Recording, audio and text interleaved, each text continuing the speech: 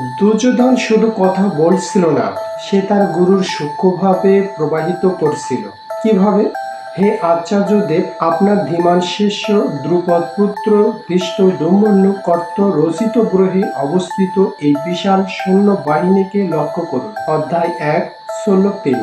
দুর্যোধন দ্রোণাচার্যকে আচার্যদেব বলে সম্মান দেখাচ্ছে, কিন্তু এর ভিতরে আছে কৌশল। সে বলছে, আপনার শিষ্য দুষ্ট দৌম্যন্য এই সেনা সাজিয়েছে।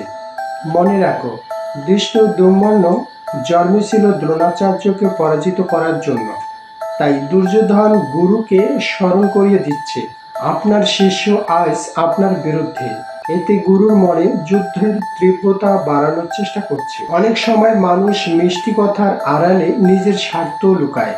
তাই শুধু কথাই নয়, কথার ভেতরের উদ্দেশ্য বুঝতে শিখতে হবে। এমন গভীর শিক্ষা পেতে লাইক করো, সাবস্ক্রাইব করো আর পরের শ্লোক জানতে সাথে।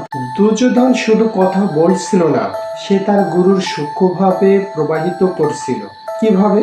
হে আচার্যদেব, আপনার ধীমান শিষ্য দ্রুপদ পুত্র ভীষ্ট দৌম্যন্য কর্ত রচিত গ্রহে অবস্থিত এই বিশাল সৈন্য বাহিনীকে লক্ষ্য করুন। অধ্যায় ১, শ্লোক ৩। দুর্যোধন দ্রোণাচার্যকে আচার্যদেব বলে সম্মান দেখাচ্ছে, কিন্তু এর ভিতরে আছে কৌশল। সে বলছে, আপনার শিষ্য দুষ্ট দৌম্যন্য এই সেনা সাজিয়েছে। মনে রাখো, দুষ্ট দৌম্যন্য জন্মেছিল দ্রোণাচার্যকে পরাজিত করার জন্য।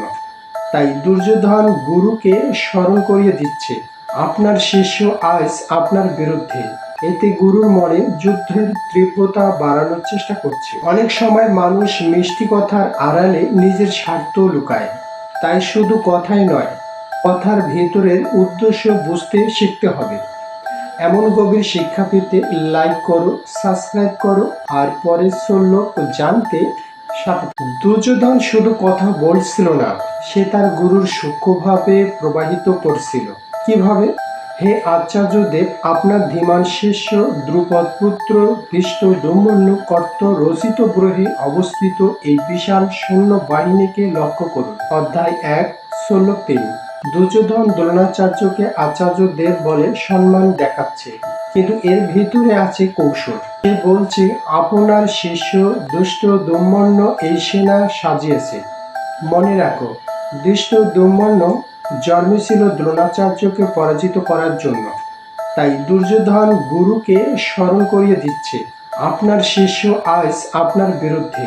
এতে গুরুর মনে যুদ্ধের তীব্রতা বাড়ানোর চেষ্টা করছে। অনেক সময় মানুষ মিষ্টি কথার